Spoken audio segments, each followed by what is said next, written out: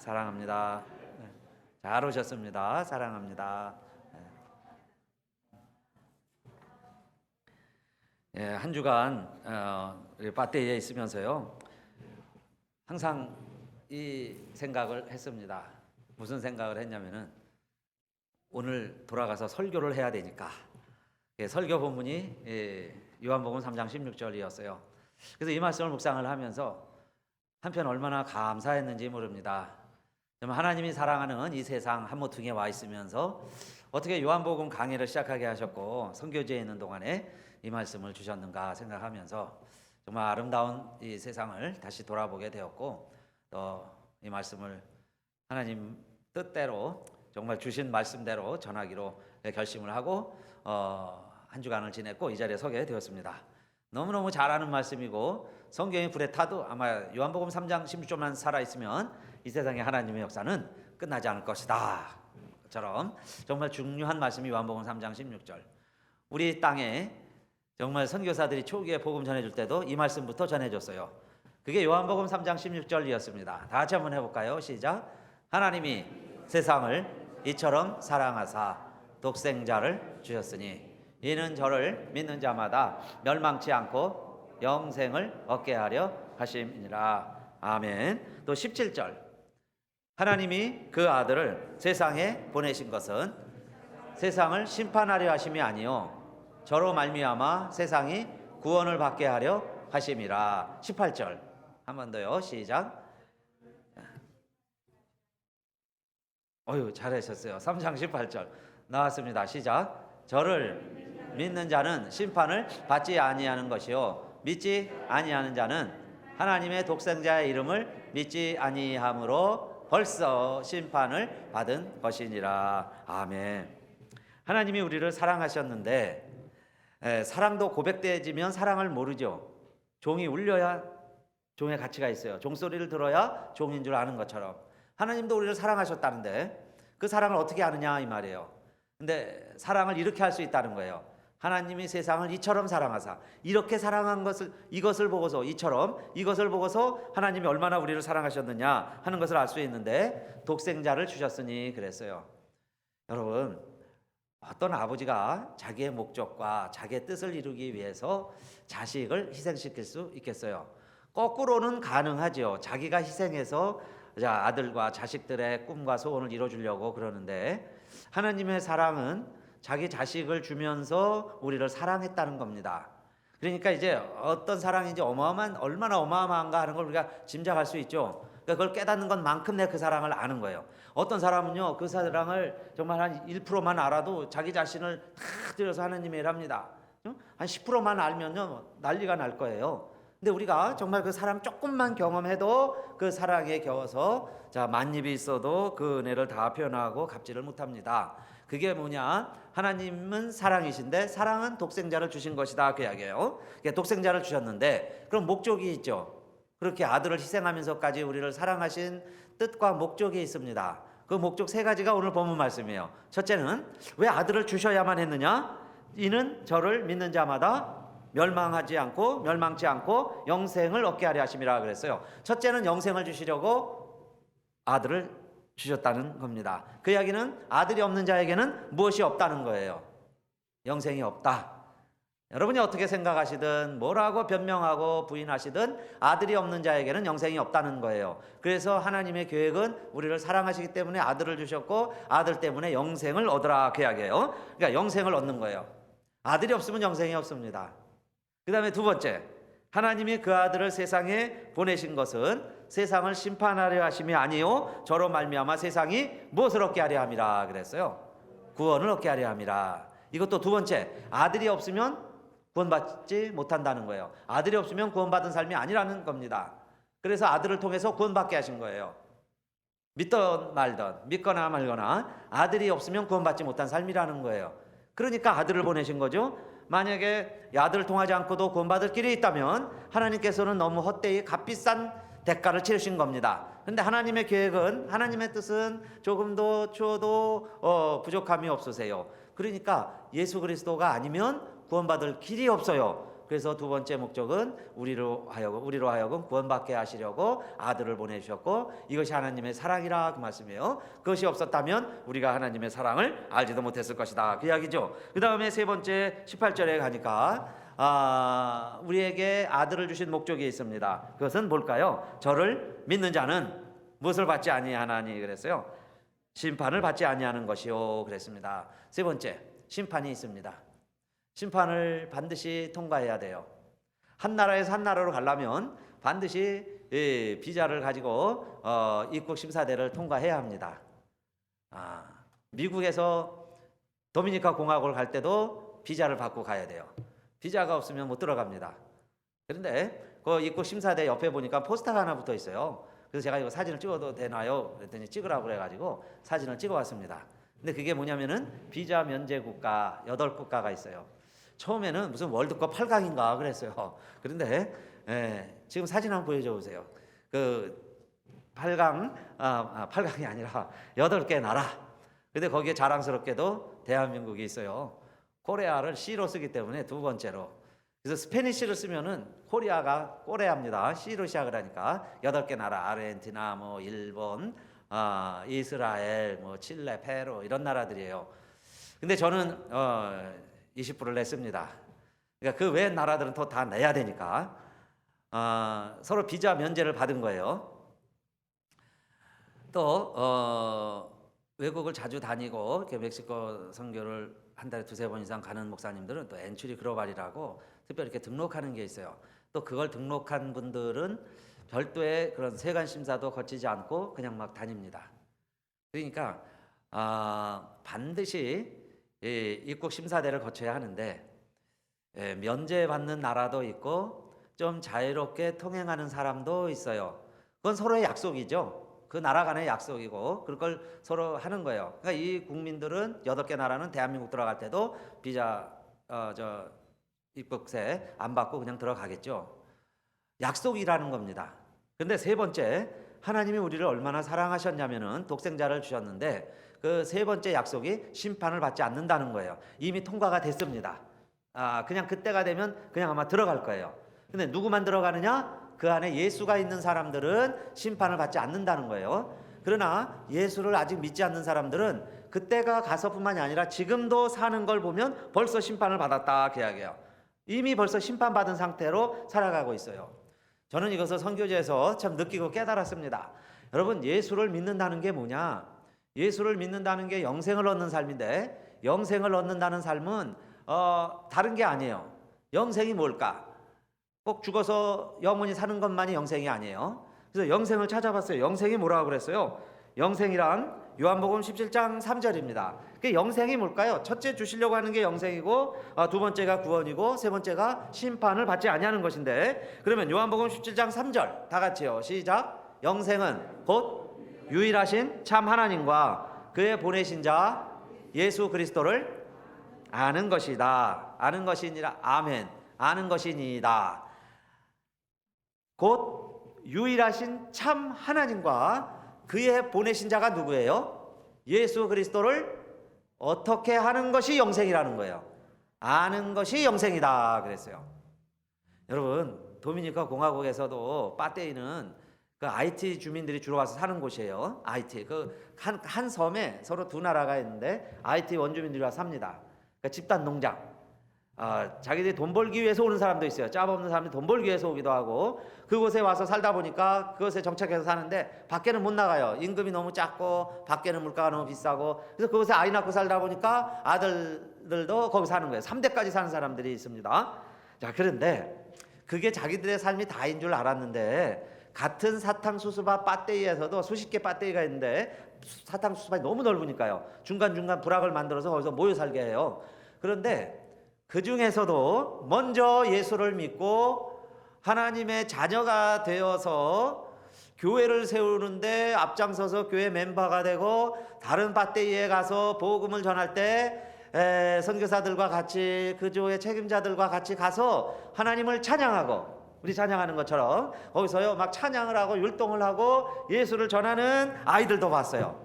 그런데 걔들은 먼저 아는 거죠. 하나님을 알고 예수를 알았어요. 근데 그들의 삶은 똑같아요. 똑같은 밭대에서 살지만은 벌써 달라요. 아이들이 찬양하러 갈 때 막 멋을 냅니다. 옷을 이쁘게 입고, 응? 머리에 막 구슬을 꿰매고, 그리고는 기쁘게 찬양을 해요. 그들의 리듬 있죠? 남미 중미의 리듬 막 흔들어 가면서 그렇게 열심히 막 하나님을 찬양하는 거예요.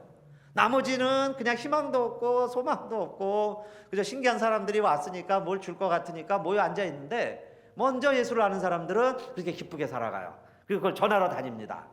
그러니까 영생이란 뭐냐? 곧 유일하신 참 하나님과 그의 보내신 자 예수 그리스도를 아는 자들이 벌써 영생을 누리며 살아가고 있다, 그 말씀이에요.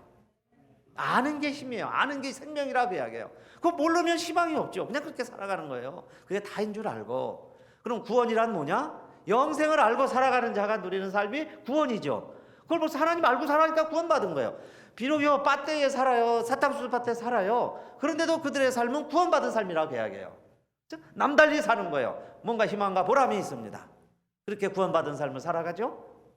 그리고는 결국 심판이란 마지막 단계에서도 심판이 있지만은 현세에도 심판이 있는데, 하나님을 모르고 살아가는 자는 벌써 심판을 받은 것이니라, 막 그게 느껴져요. 모르는 사람들은 그렇게 살아가요. 너무 힘들고 막 어렵게 살아갑니다. 그런데 또 그들은 그게 다인 줄 알죠. 뭐 다른 세상이 있다는 거 가끔 누가 와서 전해주니까 아는 것 같은데, 그래도 자기네 IT보다는 좀 낫다고 생각하고 그냥 그렇게 살아가는 거예요. 그래서 다른 선교사님들, 외지에서 간 사람들이 그들에게 복음을 심어주고 뭔가 다른 복된 풍성한 삶이 약속되어 있다는 것을, 이런 심판받은 삶이 아니라 생명을 누리는 복된 삶이 있다는 것을 소개해 주는 게 전도고 선교고, 그렇게 해서 그 지역에 지금 교회를 이뤄가고 있는데, CNM의 목사님들이 가서 세운 교회들이 있어요. 그래서 그 교회들을 방문하고 또 가가호 방문을 했습니다. 그리고 교회로 오라고 소개도 하고 전도도 하고, 뭐 말이 잘 안 통하니까 이런저런만 할 게 없어요. 그냥 이글레시아가 교회인데 이글레시아 예수스, 그냥 와, 저 교회 지역하면서 교회 있는 쪽 하면서 그냥 그쪽으로 오라고 그러면 막 끄떡끄떡해요. 알았다고. 그리고 왔습니다. 근데 이 도미니카라는 데가 카리브 해안에 있죠. 그 위에 쿠바가 있고, 그 옆에 도미니카 공화국 밑에 도미니카 공화국이 있고, 여러 이제 섬들이 있는데, 이쪽 지역을 서인도 제도라 그렇게 불러요. 서인도 제도다. 그것은 콜럼부스가 제일 먼저 도착한 곳이 도미니카 공화국입니다. 이 땅에 왔어요. 그런데 콜럼부스는 그렇게 생각했다고 그래요. 죽을 때까지 여기가 인도다, 인도라고 생각했어요. 인도에 가려고 했습니다. 근데 콜럼부스야말로 정말 성각자지요. 그 전까지는 다 지구가 평평하다고 생각했어요. 이렇게. 그래서 바다 끝에 가면 떨어져 죽는다고 생각을 했는데, 콜럼부스는 지구가 둥글다는 걸 알았습니다. 그러니까 알기만 한 게 아니에요. 그걸 믿고 세계를 다닌 거예요. 끝까지 가면은 여기에 다시 돌아오는데, 원래는 인도에 가려고 그래요. 근데 인도에 가는 방향은 포르투갈이 먼저, 이 사람이 스페인인데 원래 이태리 사람이죠. 근데 스페인의 국적을 가지고 국왕의 여왕의 도움을 받고 정복하러 가는 거예요. 식민지를 개척하러 갑니다. 그런데 그 인도 쪽으로 가야 되는데 포르투갈 사람들이 못 가게 해서, 자기 생각에는 서쪽으로 계속 가면은 인도가 나올 것이다. 그 믿음이 있었던 거예요. 그 믿음을 가지고 가다가 육지가 나오니까 야, 여기가 인도구나. 그리고 정착을 했는데 그게 도미니카입니다. 그리고 점차 쿠바, 인도까지, 아메리카 대륙까지 발견하게 되죠. 그러니까 반대가 있었지만은 그걸 자기의 신념을 가지고 새로운 길을 뚫었을 때 이 아메리카 대륙이 탄생한 거예요. 그러면서 도미니카에 처음 정착을 했는데, 그 당시에도 인디안들, 원주민들이 살았어요. 근데 어떻게 그렇게 이 원주민들이 다 멸종되고 다 이방족들이죠. 이방인들이 다 들어가서 그렇게 이제 토착민이 되었는가 참 의아했는데, 그래서 좀 이렇게 인터넷을 찾아보니까요, 그 인디언들이 다 죽은 이유가, 물론 콜럼버스가 한번 왔다 가고 뭐 세네 차례 옵니다. 군대를 데리고 오고 이러면서 그 지역을 통치하고 총독을 세우지만은, 반역하면 물론 다 죽였어요. 그러나 그 숫자를 어떻게 다 칼로 죽이겠어요? 총칼로. 그들이 한 20만 명 됐다는데 다 멸종당한 이유가 유럽에 유행한 흑사병으로 다 죽었다 그래요. 그러니까 이 발을 디딘 유럽 사람들이 이 문화를 가지고 오면서 돼지도 가지고 오고 곡물도 가지고 오면서 흑사병이 같이 돌아서 그다음 무방배죠. 무 사람들이. 근데 이 사람들은 수백 년, 수천 년을 자기 식대로 살아왔기 때문에 그게 멸절되지는 않고 인종을 유지하며 살았는데 새로운 문화가 들어오면서 그거에 적응을 못하니까 다 멸절됐다는 거예요. 그리고 들어온 사람들이 이제 원주민이 돼서 살아가고 있죠. 그래서 이 콜럼버스에 대해서 두 가지 시각이 있습니다. 하나는 미국 대륙을 이 어마어마한 유럽의 문화와 문명을 이 불모지에 심은 탐험가 중에 탐험가냐, 아니면 원주민들 입장에서 보면은 침략자죠. 우리의 평화로운 땅을 침략을 한 침략자로. 마치 이성계를 여러분 역사에 따라서 다르게 볼 수 있습니다. 조선을 인정하는 사람들은 조선을 세운 개국이죠. 나라의 시조입니다. 시조로 볼 수 있지만은 고려 입장에서 보면은 배반하고 구테타를 일으키고 나라를 빼앗아간 반역자죠. 두 가지 시각이 있는데 콜럼버스에 대해서도 마찬가지예요. 그런데 두 가지 시각 중에 저는 제 3자로서 이렇게 보고 싶어요. 콜럼버스가 그 당시에 유럽이 문화가 발달해서 벌써 철기를 다루고 그럴 시절에 그걸 모르고 살아가는 지역에 와서 그 새로운 것을 심어준 것처럼, 그러면 선교사란 뭐냐? 선교사는 모르는 지역에 물론 갑니다. 아직 하나님 전파 안 된 곳을 주로 가요. 지금 미전도 종족을 찾아가는 이유는 하나님에 대해서 전혀 모르는 사람들에 가서 심어주는데, 그들을요 싸그리 멸종시키고 뭐 이렇게 서구 문화를 심는다는 게 아니고 그들의 삶에 모르고 있는 것을 가르쳐 주는 거죠. 그들의 문화를 존중하면서. 싹 없애버리면요 흑사병으로 다 죽는 식으로 그들이 다 멸절당할 수 있어요. 그러니까 그들의 문화를 존중하면서 그들이 모르고 있는 것, 그건 뭐냐? 예수님이 이 땅에 오신 것도 굳이 하늘나라에서 인간의 몸을 입고 이 천한 인간 사회에 오셔야만 했던 이유는 그 하나님이 인간이 되지 않으면 인간은 인간으로서 하나님 나라를 알 수가 없어요. 알 수 있는 방법이 없습니다.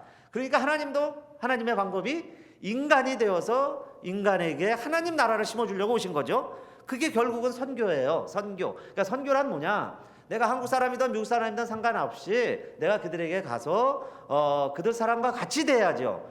그래야 그들이 이해하는 언어와 그들이 이해하는 문화로 하나님 나라를 소개해야. 그러니까 보는 걸 이야기해도 믿지 못하는데 보지 않는 것을 이야기하면 어찌 믿겠어요? 예수님이 오셔서도 사실 많은 사람들이 믿지 못했지만은 또 우리들이 한두 번 다녀오는 게 그들에게 무슨 큰 힘이 되겠어요. 그러나 한 번 다녀오면 그야게요.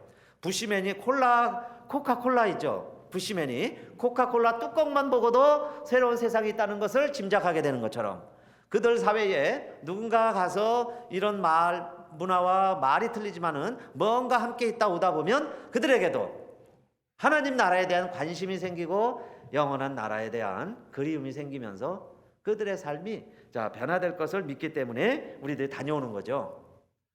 그래서 가보니까요 정말 열악하게 사는데 그 노무자들을 봤습니다. 그러니까 여기 우통 벗고 앉아있는 남자들 있죠. 3번 사진, 저거는 그들이 사는 집이에요.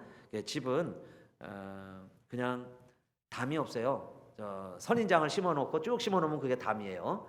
저 빨랫줄에 빨래를 말리는데 나이롱줄이 어디 있어요. 그러니까 나무 줄기를 연결을 해서 빨랫줄로 살고, 지붕도 보니까 나뭇잎을 엮어가지고 지붕으로 해서 삽니다. 거기 사는 사람들 남자들 모습이에요. 3번. 그리고 4번도 그 가족들을 만났어요. 집에 가서 이제 교회 오라고 그랬는데 근데 사진 찍는 거 좋아합니다. 그리고 애들은 신발이 없어요. 그리고 보통 남자애들은 4번 사진에 보면 그냥 고추 다 내놓고 다닙니다. 왜냐하면 이게 좀 텁텁하고 저 습도가 있으니까 그냥 벗고 사는 게 편해요. 그런데 이 나라의 한 가지 고무적이고 희망적인 것은 도미니카 공화국은 유치원부터 대학까지 무상 교육을 실시합니다. 그러니까 자기들이 원하면 대학까지 다닐 수 있어요. 그런데 이 빠떼이 지역에는 그 혜택이 안 온 거예요. 이들에게 뭐 IT니까 또 도미니카 공화국 입장에서는 그들에게까지 신경 쓸 필요도 없어요. 그래서 이렇게 도외시해 왔는데 최근에 와서 그 지역에 학교를 세웠어요. 이 아이들에게 교육을 시키는 겁니다. 그래서 그 학교 안에 들어가 봤는데 그냥 방 2개가 있어요. 근데 이 주민들이 사는 거에 비하면 현대식 건물이죠. 아주 최고의 건물이 학교예요. 딱 방 2개가 있는데 이 학교에 오려면 아이들이 신발을 신어야 돼요. 양말을 신고 나누어진 교복을 입고 그러고 옵니다. 그러니까 가르치는 거죠. 문화를 가르치고 이제 새로운 세상에 적응할 수 있도록 가르치는 학교의 모습이 요 사진이고, 그런데 이 학교의 아이들이 이 공부하고 있는데 가봤어요. 그다음에 이제 교회로 다 오라고 그래서 이제 교회 가 있으니까 학교에서 이 아이들을 다 교회로 보냅니다. 그래서 아이들이요 어깨 동무를 하고 이렇게 앞뒤로 어깨를 쥐고서는 다 학교로 와요. 그래서 이 학교에서 온 아이들과 함께 이제 예배도 드렸는데 오는 길이 그렇습니다. 거기 가요 배설물들이 많아요. 짐승들이 싼 똥, 또 사람들도 그러는 것 같아요. 사람들 이게 막 그냥 엉겨 있어요. 처음에 막 피해 다니다가 나중에 뭐 거기가 거기예요. 그러니까 그냥 막 밟고 그냥 다니고 파리들이 뭐 더 이제 친근해졌어요. 그리고 이제 모기들이 많아요. 모기가 막 무니까 저도 올 때까지 막 어제까지 가려워가지고 사람들마다 다 그래요. 막 빨간 게 막 납니다.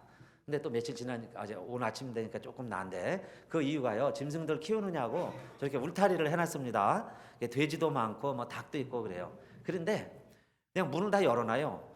그러니까 안이나 밖이나 똑같습니다. 그 안의 모습이나 밖이나 그냥 막 어울려서 그렇게 함께 지내고 있어요.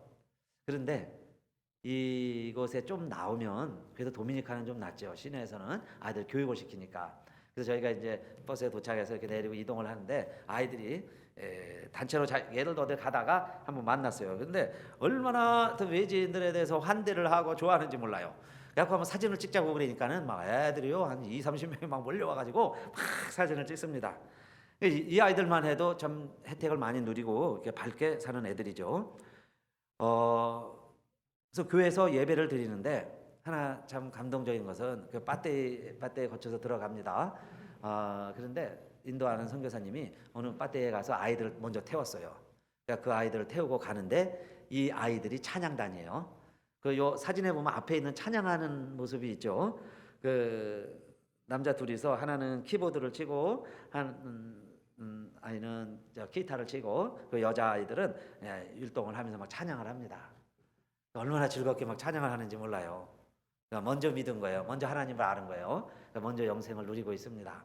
그래서 그 아이들에게 찬양을 하면서 예배를 드리는데 그 12번 사진 보면은 그 아이들이 이제 학교에 오는 모습이에요.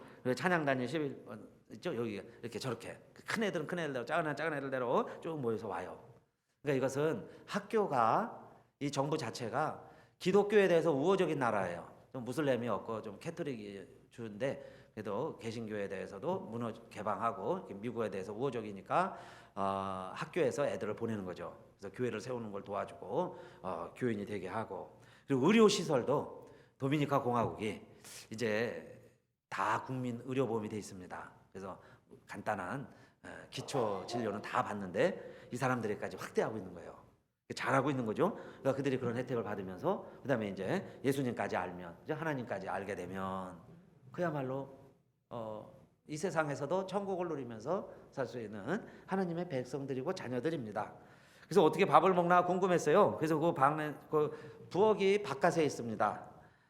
방 하나에서 그냥 다 살고 부엌이 밖에 있어요. 근데 숯으로 음식을 데펴요.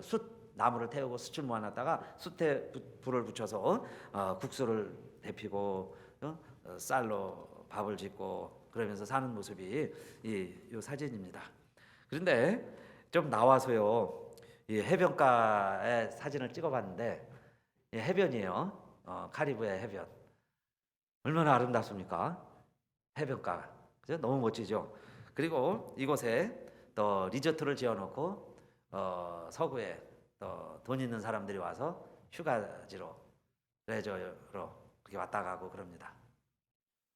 그런 막 극단적인 대비 되는 모습을 보면서 특히 저희가 만나본 사람들이 IT 사람들인데 IT는 2010년 지진 이후에 최빈 국가가 됐죠. 이 세상에서 가장 가난한 나라. 그러니까 도미니카에 와서 불법 이주하면서라도 살아가는 신분도 없어요.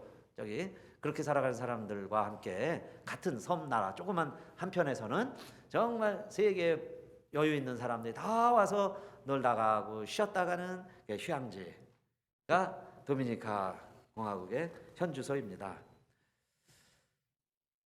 그래서 어두운데 이제 아이들 이렇게 떠나면요, 아들이 이렇게 이제 물끄러미 쳐다봐요. 글썽글썽거리면서 좀 또 왔으면 이제 허무한 거죠, 왔다 가니까. 근데 이제 맨발로 사는 아이 소녀 하나 교회 옆에서 있는데 우리를 이렇게 보면서 쳐다보고 있어요. 물론 신발도 없지만은 이의 놀이터는 나무예요. 나무에 올라갔다 내려갔다 하면서 있는 아이 모습인데, 그래서 이렇게 이제 제가 앉아서 이렇게 찍었어요. 그랬더니 멀리 이렇게 보고 있습니다. 그러니까 이 아이의 모습이 제 마음에 이렇게 새겨지면서요, 참 우리들도 이 세상을 저희 어릴 때도 그랬던 것 같아요. 저희도 노량진 근처에 살다가 그게 범람이 돼서 상계동에 개발되기 전에 상계동에 한미주택이라고 쭉 주택을 지었어요. 거기에 이제 집단 이주해서 산 기억이 있습니다. 그럼 막 호롱불 켜놓고 이렇게 살았었는데, 근데 뭐가 구호품 나눠주면 좋아하고 어릴 때 기억이 있어요. 그것처럼 이 애들도 지금은 아마 이런 우리 뭐 외지인들이 왔다가 오는 게 희미한 기억 속에 있겠죠. 제가 우리 아침마다 새벽 기도회 때 읽고 나서 그 호롱불 이야기를 썼는데, 이 교회를 딱 가보니까 지붕에 호롱불이 있어요. 그래서 반가워가지고 그 19번 사진에 있죠, 그 호롱불. 아마 호롱불 기억나실 거예요. 근데 지금 그렇게 살고 있어요. 지금 이 나라에서는 비행기를 타고 사람들이 막 휴가지라고 좋은 경치지라고 왔다 갔다 하는 곳에 또 한쪽에서는 이렇게 호롱불을 껴고 맨발로 정말 짐승들과 어울려서 그렇게 처저생계비로 살아가는 그런 모습들을 보면서 우리 모습을 다시 한번 돌이켜보게 되었고요. 그래서 여러분, 우리는 특히 미국에 사는 크리스찬들은 아마 세계 전 인류의 혜택을 받고 살아가는 사람들 퍼센티지로 따진다면은 1%에 해당될 거다는 생각을 했어요. 정확한 통계는 아닙니다. 제 생각에 그냥 1%. 그러니까 여러분, 우리는 다 1%에 해당하는 거예요. 너무너무 호강하며 너무너무 잘 살고 있습니다. 1%. 그러니까 이제는 그죠? 뭐 여기서요 뭐 더 달라고 그러고 막 우리 기도 제목 이런 거 생각해 보니까 더 좀 좋았으면 뭐 이런 막 생각이 막 들었는데, 그게 다 참 사치구나 하는 생각을 했습니다. 사치스러운 거예요. 사치. 어렵고 힘든 사람들이 보면은 참 얼마나 우리를 부러워하는데, 그죠? 그런데 정작 그들보다 어떤 면에서는 더 행복하지 않을 수도 있어요. 더 욕심이 많으니까, 그죠? 더 행복하지 못하게 살아가는 거예요. 그래서 아까 우리 읽은 요한복음 17장 3절은 영생이라는 건 아는 것이다 그랬어요. 아는 것이다. 그럼 우리가 안다면 어떻게 살아가야 되느냐? 여러분, 이 말씀 한번 우리 꼭 기억했으면 좋겠습니다. 요한일서 3장 15절 비춰주세요. 요한일서 3장 15절 한번 다 같이 해볼까요? 시작. 그 형제를 미워하는 자마다 살인하는 자니 살인하는 자마다 영생이 그 속에 거하지 아니하는 것을 너희가 아는 바라. 아멘. 여러분 한번 우리 아멘 합시다. 아멘. 네? 나는 영생 얻었다고요, 구원받았다고 그러는데, 하나 리트머스 시험지 갖고 한번 시험을 해봤는데 그 하나가 뭐냐? 형제를 미워하느냐, 그 말씀이에요. 만약에 내가 형제를 미워한다면, 형제를 미워하는 건 살인이라고 그랬죠. 살인하는 자는 그 안에 영생이 없다. 내가 지금 영생을 얻었는데 나 미움도 있어요. 이게 우리 모습 아닙니까? 그래서요, 미워하는 마음이 커지면 지옥을 사는 거예요. 그게 바로 영생 없는 삶입니다. 그런데 그럼에도 불구하고 정말 내가 사랑하면서 살아간다면 그게 곧 영생을 누리는 삶이 되는 거죠. 영생을 누리는 삶이 구원받은 삶이에요. 구원받은 삶이 심판을 벗은 거예요. 여러분, 미워하면요 이미 심판받은 거예요. 그 미워하는 삶 보세요. 의리의리한 집에서 구경도 못할 옷을 입고 평생 맛보지 못할 음식을 먹으면서 살아간다 할지라도 미워하면서 산다면은 그게 지옥이죠. 죽어서 지옥 가는 게 아니에요. 거기 벌써 이미 심판받았어요. 지옥을 사는 거예요. 지옥을 방불하는 거죠. 그런데 우리의 삶이라는 게 그렇게 깨끗할 수가 없잖아요. 세상에서. 온갖 오만 가지 감정을 겪으면서 살아가는데, 그래서 이런 생각을 했습니다. 자, 미워하기만 해도 내 안에 영생이 없다는데 이게 어떻게 된 거예요? 그런데 여러분, 우리가 소금이라고 그랬는데 소금이 어떻게 만들어지냐면은 바닷가에 물을 가져다가 염전밭이 있습니다. 염전이 밭이죠. 밭에다가 물을 가둬놔요. 그럼 해가 계속 비치면 언젠가 물이 증발되면서 거기에 소금 결정체, 소금 알맹이가 생겨납니다. 그러면 그걸 소금이라 그래요. 그런데 예수님 말씀에 우리가 소금이라는 겁니다. 그러면 세상에 있을 때는 소금기가 있었는데 세상에 있을 때는 물이죠. 그냥 세상에 섞여 있을 때는 우리가 소금인 줄 몰랐어요.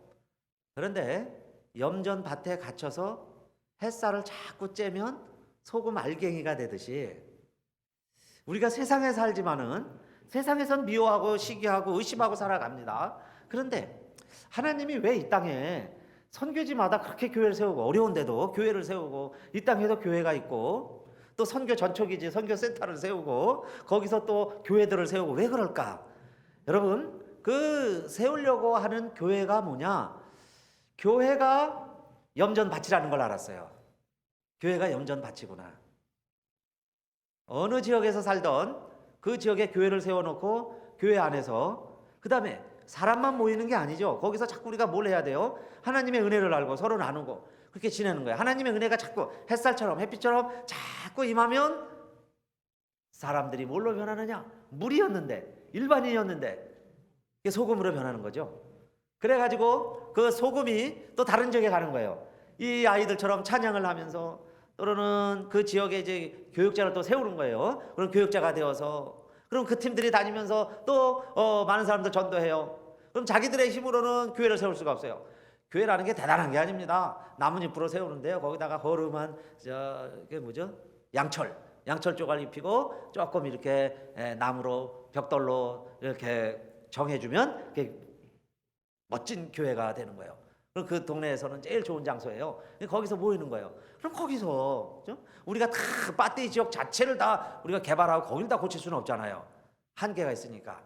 그래서 한 지역을 정해서 염전밭처럼 그곳에 그래도 지원하고 거기 책임자들을 세워주고 그리고 후원을 하고 그럼 그 안에서 소금들이 또 나와요. 그럼 그 소금들이 딴 지역에 또 가가지고 녹아지면서 좀 비슷하죠. 같이 지내면서 그런데 거기서 또 하나님의 은혜 자꾸 받으면 또 소금 결정체가 되는 거예요. 오늘 미국에 사시는 미국에서 이미 구원받은 우리들, 그래서 저는 첫째로 우리 구원의 즐거움을 회복해야 되겠다는 생각을 합니다. 여러분 구원이 뭐예요? 세상 사람들처럼 10원보다 못한 게 구원인데 아니 1원도 못해서 10원 주세요. 구원 주지 말고 10원 주세요. 이렇게 말하는 사람들보다 여러분들이 내가 구원받은 거에 대해서 얼마나 더 감동하고 감격하며 살았냐 그 말씀이에요. 정말 우리가 구원받았다면 그런 감동과 감격이 있어야 되는데 10원보다 못한 구원처럼 여기지는 않았는가. 그 다음에 우리가 구원받았다면 여러분 내가 성결하게 살아가게 됩니다. 성결하게 살려고 노력을 해요. 왜 우리가 성결하게 살아가느냐? 내 돈 가지고 내가 내 마음대로 쓰는데 물질주의, 자본주의 국가가 그거 아닙니까? 많이 벌어서 내가 내 마음대로 사는데 타치 안 하는 거예요. 자기가 쓰는 거에 대해서 일정한 부분만 하면, 저 텍스만 내면은 어느 정도 규율만 지키면 타치 안 하는데 그러나 우리 믿는 사람들은 안 그러죠. 뭔가 절약하고 절제하고 아껴 쓰고 구원받았다면 그렇게 삽니다. 근데 왜 그러냐 이 말이에요. 그 다음에는 그거 모아서 뭐 했어야 되겠어요? 정말 나의 조그만 관심과 정성과 정말 10불이라도 그들에게는 큰 도움이 될 수 있는데 그들을 위해서 우리가 어떻게 도울 수 있는가? 그게 이제 구원받은 사람들의 관심이죠. 내가 구원받았으니까 다른 영혼들 위해서 내가 어떻게 살아가야 될까? 그래서 우리 교회도요. 우리 잘 먹습니다. 그런데 이제는 그냥 먹는 건요. 그냥 밥하고 김치만 있으면 행복해 하시고 지금 우리는요 너무 많이 먹어서 문제잖아요. 예? 너무 많이 먹어서.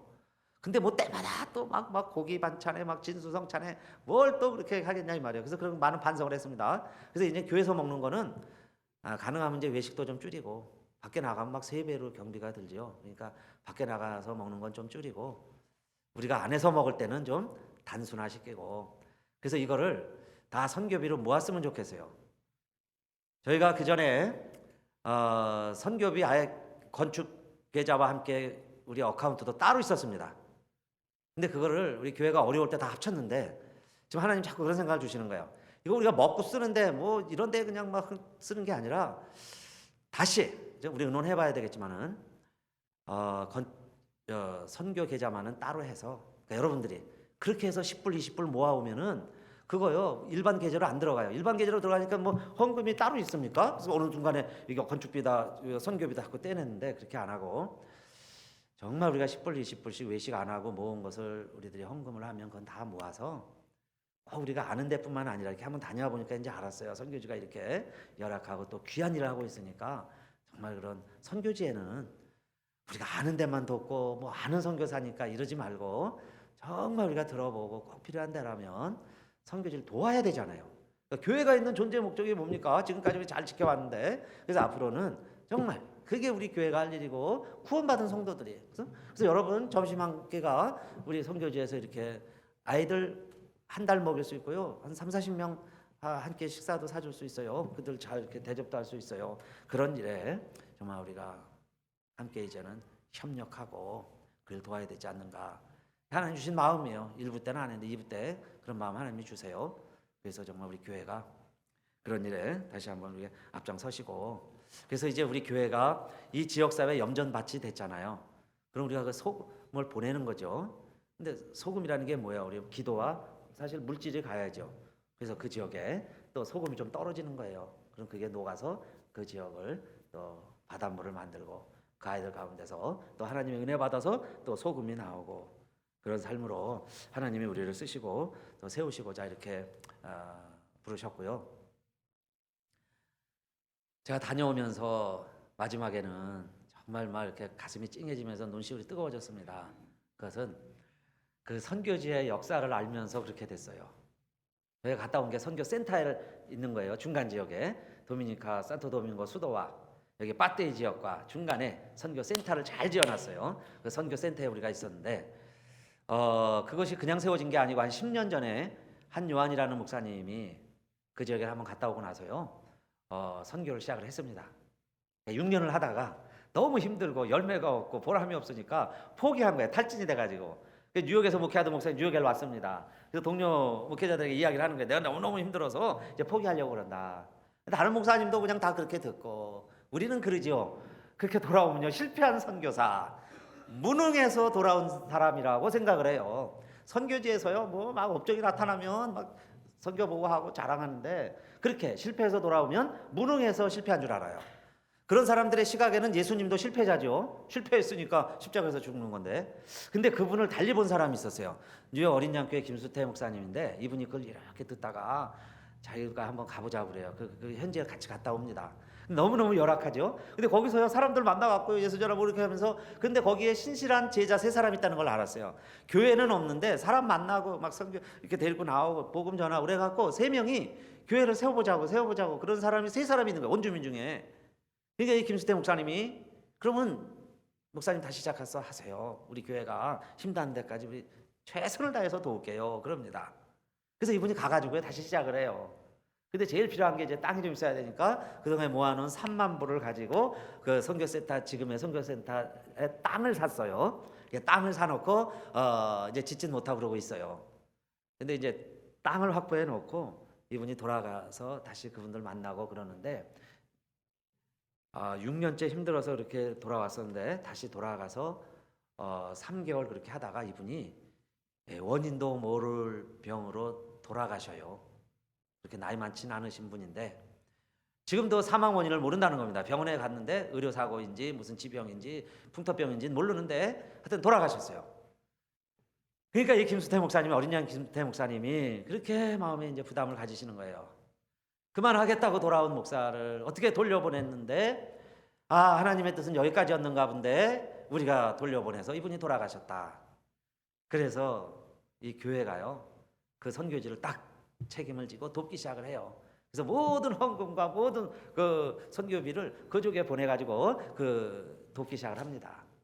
그리고는 목회하던 우리 김성화 목사님, 김옥경 사모님인데 몰겐타운에서 19년 목회했어요.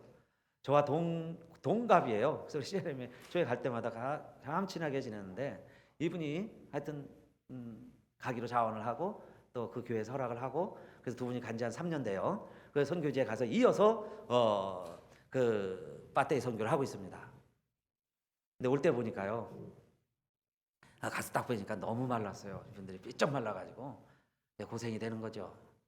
그걸 보고 오면서 참 마음이 아팠습니다. 그러나 그 뉴욕 어린양 교회에서 한 40만 불 총 따지면 그 정도 돼요. 그걸 보내서 세웠고 올해 11월 이제 첫째 주에 김수태 목사님은 은퇴를 합니다. 그러니까 평생 목회하시고 은퇴를 해요. 그래서 마지막으로 이번 주간에 CNMA에 속해 있는 모든 목사님 사모님들을 다 교회가 초청을 해서 다 경비를 댄 거예요. 비행기 값만 각자 내고 와라. 그런 얘기를 들으면서요, 우리 주변에는 정말 한 목숨 다 바쳐서 이렇게 예수 전하는 우리의 이웃들이 많이 있습니다. 그걸 오해하고 곡해하는 사람들은 선교지를 오해해요. 그렇게 헌신하면서 사는 사람들이 있는데 일부 사람들 얘기하면서 전 선교지에서 그렇게 이름 없이 믿 없이 고생하는 사람들 다 도매금으로 다 악평을 합니다. 그런 가운데 소금이란 그거죠. 그냥 그 가운데 은혜 받으면 소금 결정체로 남으면 되는 거예요. 그런 지역들이 하나하나 세워지고 있다는 것 기억하시고 우리 교회도 그렇죠. 46년 역사가 됐는데 그래서 앞으로 이제 어느 지역이든 정말 우리가 더 기도하시고요. 우리가 해야 할 일을 하고 뭐 커져서 하는 거 아니에요. 교회가 커야 하는 거 아니에요. 그러면 일상경비 더 들어갑니다. 그래서 하나님 주신 지혜를 가지고 우리가 해야 할 일들을 찾아가는 교회가 되시고 그럴 때 하나님이 우리 교회를 축복하시고 이 땅에 영향력을 키워가는 영향력이 커지는 교회로 우리 하나님이 세워가시리라고 믿습니다. 하나님 감사합니다. 오늘 저희들 미국 땅에서 믿음 생활을 하고 하나님 알게 되었고 아름다운 교회에서 이렇게 마음껏 예배하고 찬양하게 됐다는 것은 정말 1%도 안 되는 사람만이 누릴 수 있는 혜택을 우리가 누리고 있는 줄로 믿습니다. 그래도 우리들은 배불러서 감사할 줄 모르고 때로는 미워하는 마음이 우리의 구원의 즐거움까지 다 빼앗아 가면서 구원이 뭐야? 하면서 그 미움 때문에 구원받은 자인지 영생을 얻은 자인지 알지 못할 정도로 살아가는 우리들에게 참 이번 한 주간 많은 것을 보고 깨닫게 하신 것 감사하며 이제 우리 교회도 정말 선교하는 일에는 최우선으로 무엇이든지 우리의 도움을 필요로 하는 것은 바울도 그가 아시아에 가고 싶었지만은 마게도니아로 오라는 그 음성을 듣고 유럽을 찾아가게 됐을 때 유럽이 먼저 예수님을 아는 선진 국가가 된 것처럼 오늘 이 시대에도 많은 가난한 나라들이 있는데 가난해서 못 사는 게 아니라 하나님을 알지 못하고 예수 그리스도를 알지 못해서 가난하게 살고 이미 구원받지 못하고 심판을 받은 상태로 살아간다면 그들을 우리가 경제로 개발시키고 정치를 개조시킬 힘은 없지만은 그러나 우리가 아는 예수님을 전하고 내가 아는 하나님을 알게 했을 때 그들도 영생 얻은 자요 구원받은 자요 이 땅에서 아름다운 자연 환경에서 하나님이 만들어 주신 그 아름다운 땅에서 자유롭게 살아가야 되는데 그 일을 우리에게 맡기신 줄 믿고 우리도 그 일에 앞장서는 하나님의 백성들이 다 되게 하여 주시옵소서. 우리 주 예수님 이름으로 감사하며 기도드리옵나이다. 아멘. 우리 함께 일어나셔서요 하나님 사랑하고 찬양합시다. 418장